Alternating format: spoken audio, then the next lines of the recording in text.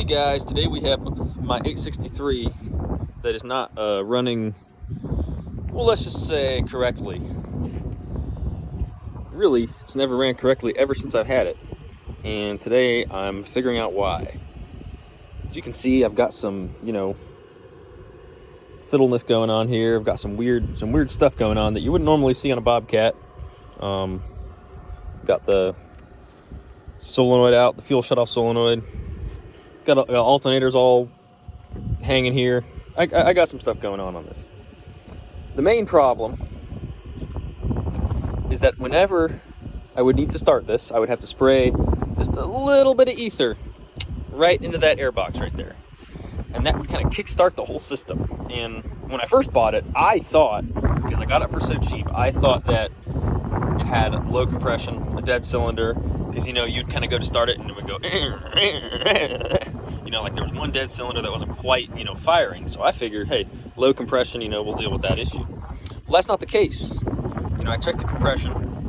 We're all within 20 psi from 400 to 450, which is honestly amazing. This machine only has, I think, 1,800 hours on it, which is really impressive for an older Bobcat 863 with the Deutz 1101F or 1011F, whatever that is. Yeah, 1011F. Turbo. I think it's what, a 73 horsepower machine. I mean, it's quite a stout machine. I got this machine for way cheaper than I should have. I've replaced, well, I guess not replaced, but I've rebuilt this cylinder, rebuilt both of the lift cylinders, the tilt cylinder, done some welding on this plate here because, people love to just tear stuff up. This was owned either by a company or a rental company, like either a digging company or someone that rented out machines, because of some of the stickers that have been on here and things I've noticed about it were definitely probably a rental. But anyways,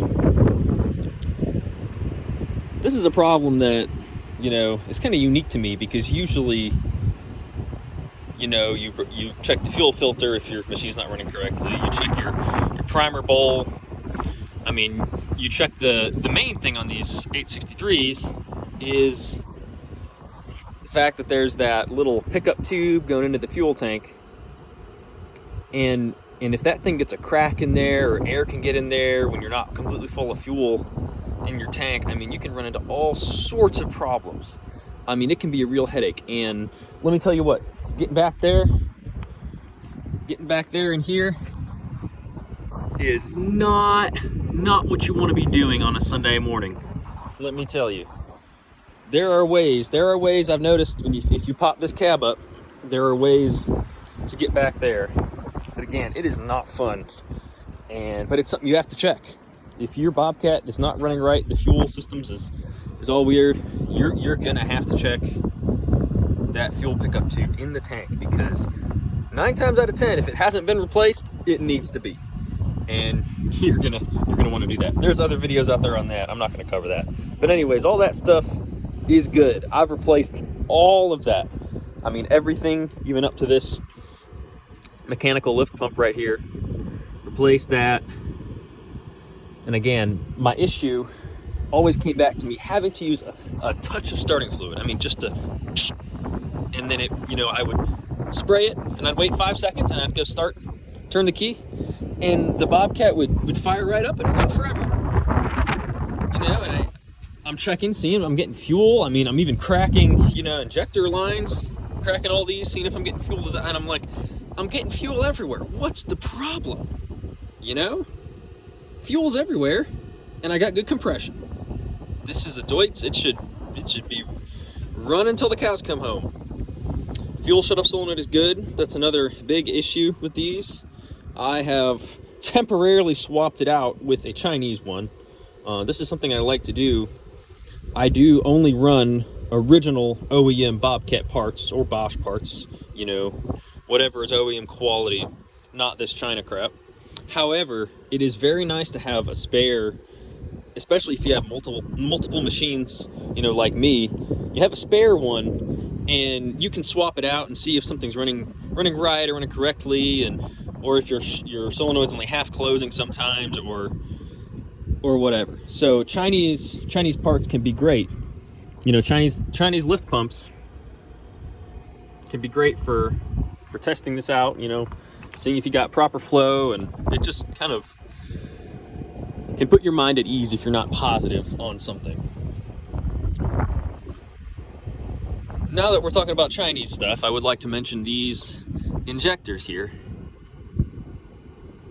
They, the way I test Bobcat injectors and injection pumps, you know, so the way the fuel system works, I guess I should say, you got your fuel, you coming up from the tank, it goes to your lift pump, runs from your lift pump to your fuel filter, runs from your fuel filter up here, this line behind the lift pump, comes up to your fuel, I guess you could call it a rail. Now your fuel rail hits a pump here, hits a pump here, hits a pump here, and hits a pump here.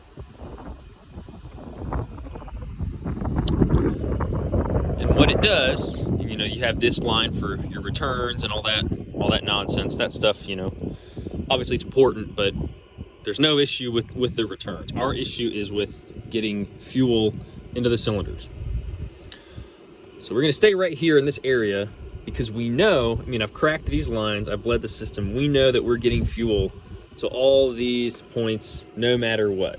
You'll also be getting fuel to these points no matter what, whether the shutoff solenoid is on or off. This is off, that's on. So no matter what, you know, you might think, oh, my shutoff solenoid's good because I crack these and I'm cranking it and fuel's coming out, so I know I'm getting fuel. Well, no. See, the solenoid controls a I guess you could call it a common rail that is behind, inside the block right here, that it hits every one of these pumps. And what that common rail does is when the shutoff solenoid is off, this rail flips over like that. You got a rail that flips over, and it shuts off all of these individual pumps with kind of like a, I guess you could say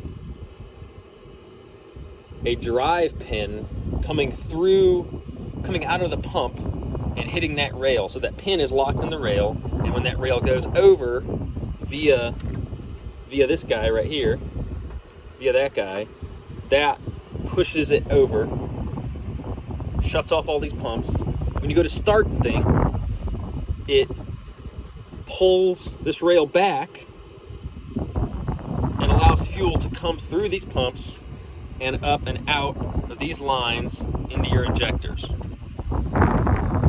So even if this, you know, this may not work, but you may still get fuel here, and you think, oh, I'm okay. No, that's wrong. You're gonna have to check, you have to crack these lines and check and see if you're getting fuel to these injector lines, not here, because I made that mistake of cracking these and saying, oh, I'm getting plenty of fuel. No, I'm not. I was not getting fuel at most of these lines, and as soon as I realized that, I thought it was this. Because I wasn't getting fuel here, I thought, oh, my problem has to be the solenoid. Well, also it was not the solenoid, which is also kind of crazy, which is why I did swap it out for a brand new eBay one, and I had the exact same problem, and I heard the same clicks, so I know my solenoid works. So now we're moving on to this system, these lines. Okay, something happened, because I did pull all these injection pumps off, and I couldn't really figure out, you know, what happened, because I hear this click, so I'm sure fuel has to be coming through. Something, maybe these pumps are weak or something, that's what I thought.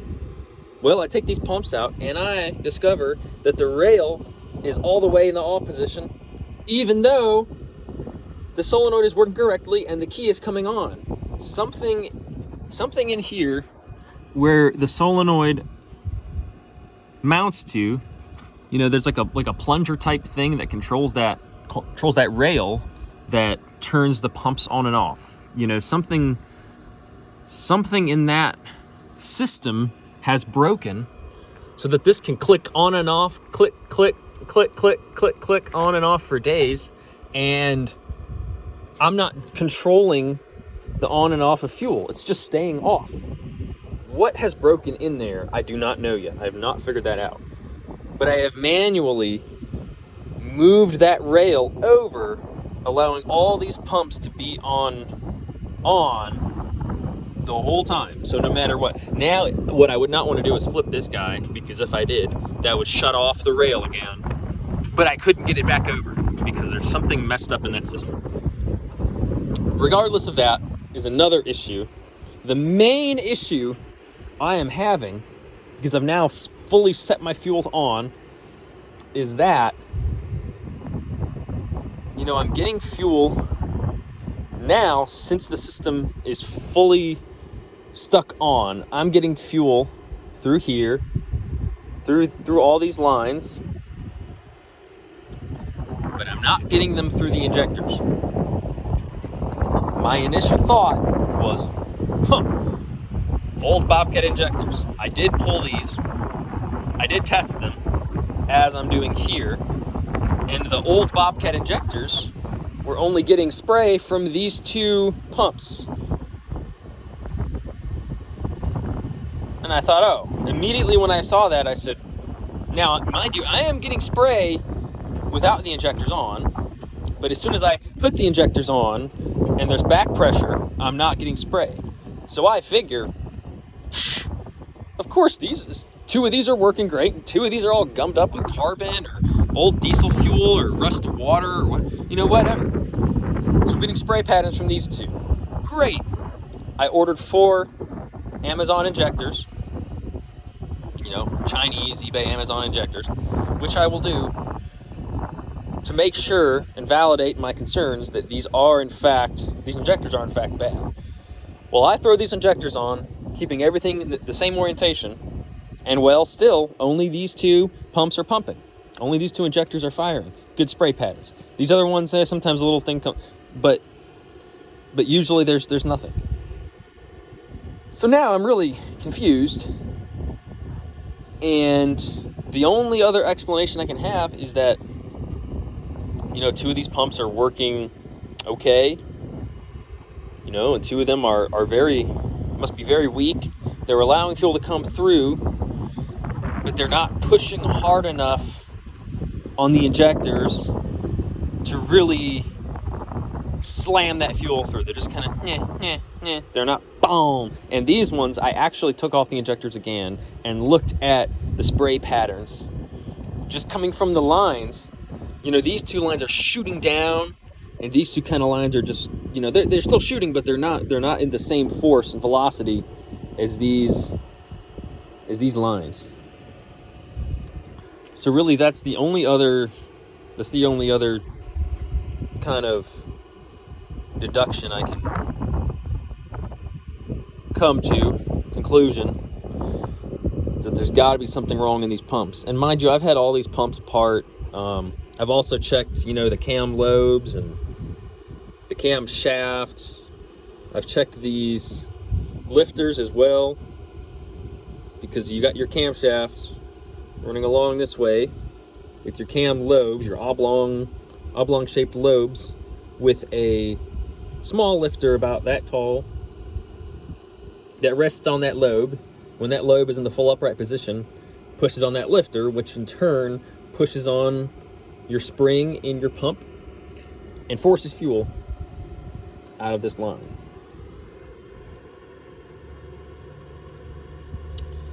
So other than that, letting my battery recharge, we can still try something.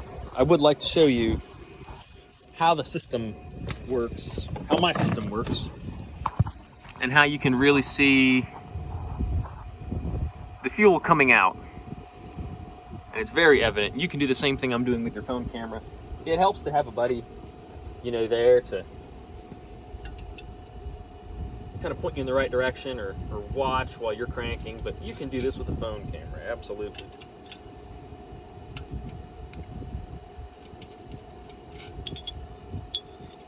Again, it's nice to have eBay or Amazon injectors because you can really get a lot done and diagnose a lot of stuff, you know, without throwing original Bobcat parts at it.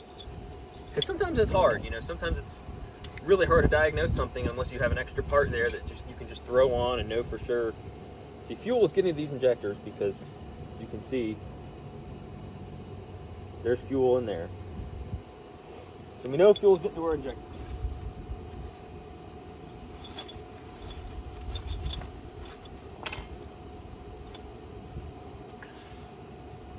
So now I'm gonna zoom in for you guys. And I'm gonna go crank the motor.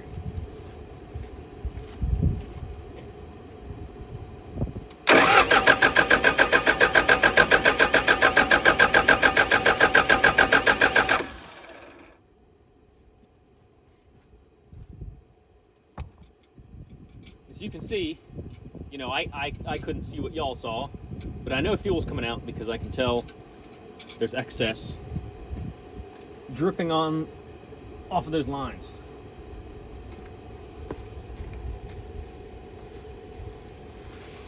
There's fuel off here.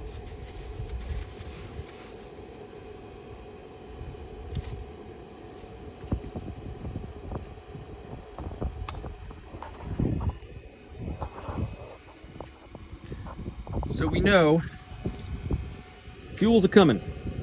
That's a fact. What I'm now going to do is I'm going to reinstall the injectors, and hopefully we're going to get a spray pattern. You know, my spray pattern has been hit or miss. Sometimes I've been getting good spray out of these, and sometimes I haven't been getting any.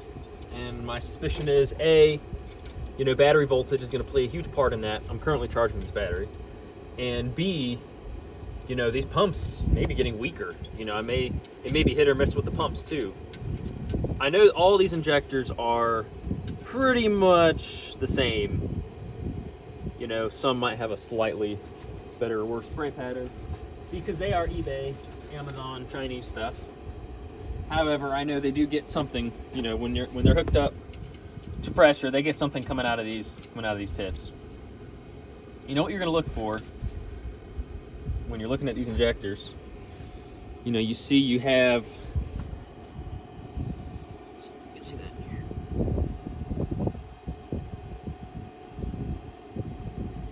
Don't know if you can see that, but you've got these little, tiny little openings, little holes right here at the tip that will shoot fuel out in, I like to call it a star pattern.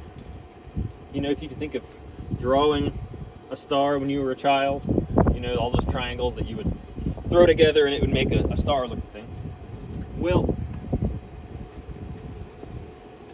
that's kind of the same pattern that one should look for when you're doing this test. I'm going to loosen all these up just a tad. Get some of the air out of here. Get some of the air out of the system.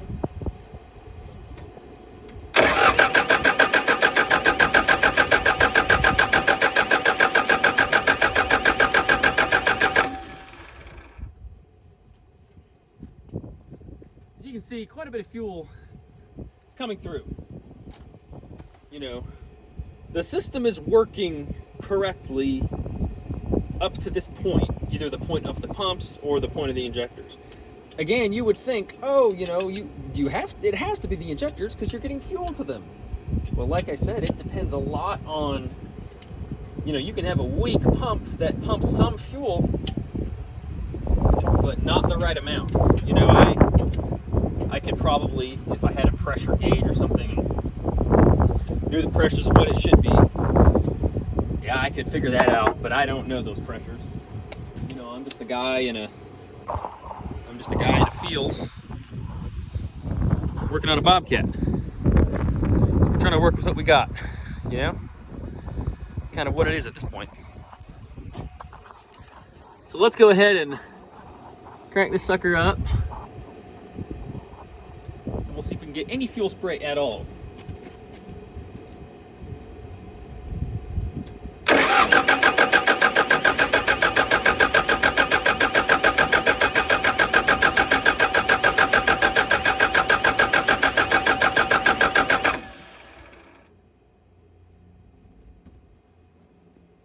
Well, I couldn't tell you if there was fuel spray or not because I couldn't see that. But what I can tell you is that either if you're having a problem with your shutoff solenoid, even your primer bowl, or your injectors, or your lines, or the pumps, you know, this is how the system works. And hopefully I did a pretty good job of explaining it. You know, it's one of those things that you're going to understand more once you get into and just fiddle around with. One of the main things that you want to watch out for is when you remove. Now, I'm not going to do it because mine are all back together and I'm running other tests and I want to keep these where they're at and in the same position. But you're going to have some play back and forth with these pumps. You can twist them a little bit. And you've got your shut-off switch in there that you can have on or off or on or off. So you want to look at where that rail is that determines the on or off.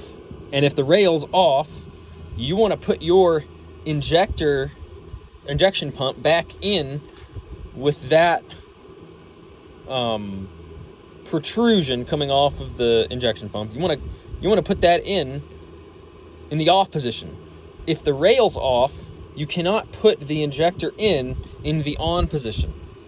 It may fit, but it's not going to be able to grab that protrusion. You know, the rail's not going to be able to grab the protrusion coming off of this injection pump and switch it on and off and on and off. It's just going to do whatever it wants, and it's probably not going to work at all.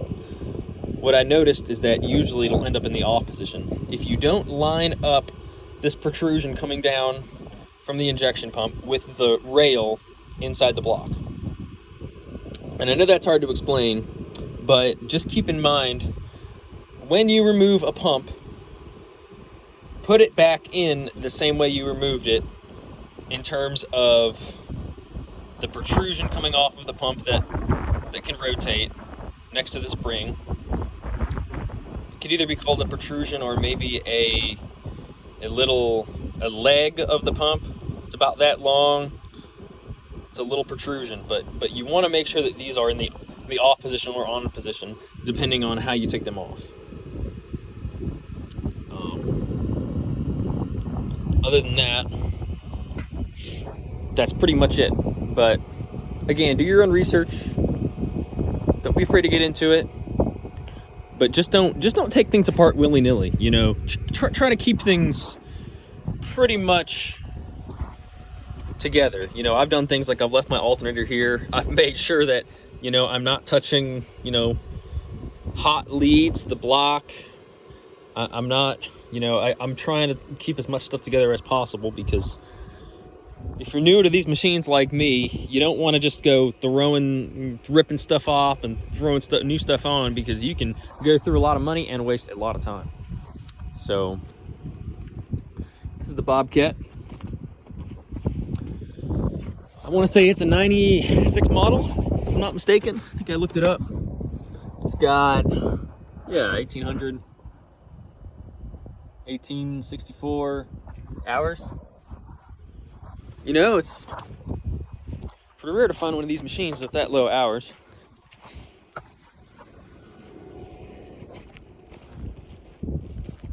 Another thing I did recently is upgrade my towing truck. I did have a Power Stroke, which I still do have, I guess, which is a great truck. But now I have a new truck, which is a Duramax 6.6 LB7. very clean. I do not like trucks with rust. I try to avoid them like the plague. I would rather have an older truck with no rust than a, you know, much newer truck with rust. That's just the way I am. But regardless, this truck, you could eat off the frame. I mean, this thing is immaculate. Of course, I live in a field, so any little time it rains, mud gets splashed on everything. But I mean, look at this frame. You know, all these bolts are original, and I mean, you can just, I mean, you could probably get those leaf spring shackle bolts off with a wrench if you had to. I mean, no heat, no impacts, no nothing. Completely different than the northern trucks that I have grown up around. Look at these cab corners, just completely solid. Anyways, this truck it's been a great blessing to me. It just runs so good. I mean, you know, Duramaxes have their issues for sure, and that one definitely does have some issues. But compared to the Ford, you know, it's got so much more power than the 7.3. You know, it drives so much better. I mean, this thing is just it's a beast to drive around. It's a fun beast, don't get me wrong, but a manual 7.3 with big tires on it, and I want to say a 5-inch exhaust with an 8-inch tip, or 10-inch maybe. I think that's a 10-inch tip. You know, this thing is it's rowdy, and it definitely is a good kind of rowdy, but it's still very rowdy. So it's nice to be able to switch back and forth from the rowdy hillbilly truck that, you know, everyone hears a mile away, or the quiet, you know, respectable grandpa truck that someone looks at and thinks is a gasser. So there's a time for both, but I'm blessed to have both those. Well, this is the end of the video. Let me know in the comments if you have any questions about these Bobcat 863s. The 873s too have the same Deutz. If you have any more questions, I can go into detail on more of this stuff, you know. Just kind of trying to give a broad overview. Again, just mention me in the comments, or, you know, what have you. Peace.